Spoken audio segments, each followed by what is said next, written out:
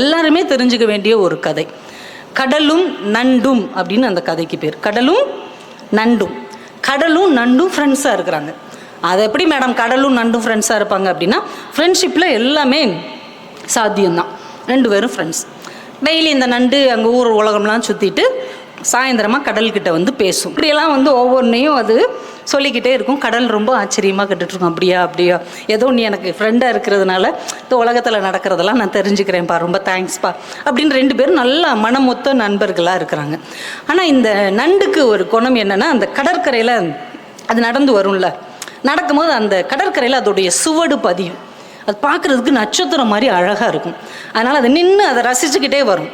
தன்னுடைய வலைக்குள்ளே நுழையிறதுக்கு முன்னாடி திரும்பி பார்க்குமா, இந்த கடல் அலையை வச்சு அதை உடனே அழிச்சிரும். இது ஒவ்வொரு நாளும் நடக்குது. இது வரவுள்ள படக்குன்னு அதை அழிச்சிருது. இந்த நண்டுக்கு மனசு என்னமோ பண்ணுது. நம்ம நண்பனுக்கு நம்ம மேலே ஏதோ பொறாமை இருக்குதோ, அதால் நடக்க முடியாது, நம்மளால் நடக்க முடியுது. அந்த பொறாமையில் இவன் நம்ம சூடு அழிச்சு விட்றானோ, இனிமேல் இவங்ககிட்ட ஃப்ரெண்ட்ஷிப் வச்சுக்கலாமா வேணாமா, ஒரு பொறாமைப்படுறவன்லாம் ஒரு நண்பனான்னு மனசுக்குள்ளே நினச்சிக்கிட்டே இருக்குது.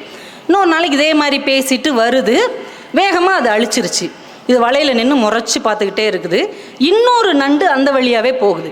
சரி, நம்ம சூடை தான் இவன் அழிக்கிறான், அந்த எதிரியோடைய இன்னொரு நண்டோடைய சுவடை அழிக்கிறானான்னு பார்த்துக்கிட்டே இருக்குது. அந்த நண்டோடைய சுவடை இதை அழிக்கவே இல்லை. அந்த நண்டு ஹாயாக நடந்து அந்த பக்கம் இருக்கிற ஒரு வலைக்குள்ளே போகுது.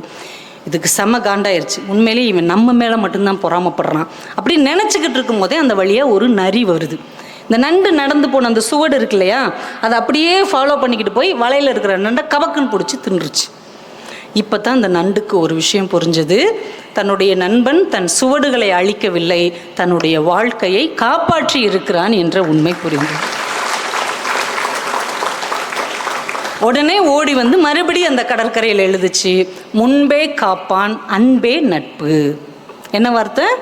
முன்பே காப்பான் அன்பே நட்புன்னு எழுதுச்சு. அதையும் அந்த கடல் படிச்சுட்டு உடனே அழிச்சிருச்சு. மாறல் நீதி அப்படின்னு அவங்க என்ன எழுதியிருந்தாங்கன்னா, தன்னுடைய நட்பு கெட்டாலும் பரவாயில்லை, நண்பன் கெடக்கூடாது என்று யார் நினைக்கிறார்களோ அவர்கள்தான் உண்மையான நண்பர்கள். அப்போ உண்மையான நண்பர்கள் உங்களை சுற்றி இருக்கிறாங்களா அப்படின்னு பாருங்கள். அப்படிப்பட்ட உண்மையான நண்பர்கள் உங்களுக்கு அமைந்தார்கள் என்றால் அவர்களை தக்க வைத்து கொள்ளுங்கள்.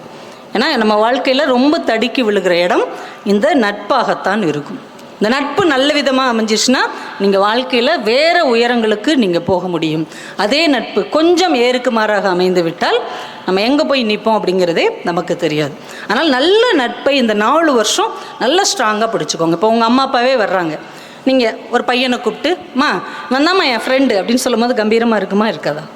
நீங்கள் ஒரு பொண்ணை கூப்பிட்டுமா இவதாம்மா என் ஃப்ரெண்டு, எனக்கு தெரியாதெல்லாம் இவ ஹெல்ப் பண்ணுவா, நல்ல பொண்ணுமா அப்படின்னு சொல்லும் போது உங்களுக்கு கெத்தாக இருக்குமா இருக்காதா? படிக்கிற காலத்தில் காதலை விட நட்பு ரொம்ப முக்கியமானது. இந்த நட்பை நீங்கள் அப்படி கையில் எடுத்துக்கோங்க. நீங்கள் படித்து பெரியாளாக வரும்போது அதற்கான காலம் இன்னும் இருக்கிறது. அதனால் இந்த நேரத்தில் நல்ல நண்பர்களை, நல்ல தோழமையை நீங்கள் கை கொள்ளுவதில் ரொம்ப கவனமாக இருங்கள். நட்பு என்கின்ற விஷயத்தில் யாரையாவது நம்பி இந்த மொபைல் ஃபோனில் ஏமாறுற மாதிரி தயவு செய்து யாரும் ஏமாந்து விடக்கூடாது என்பதில் ரொம்ப கவனமாக இருங்கள்.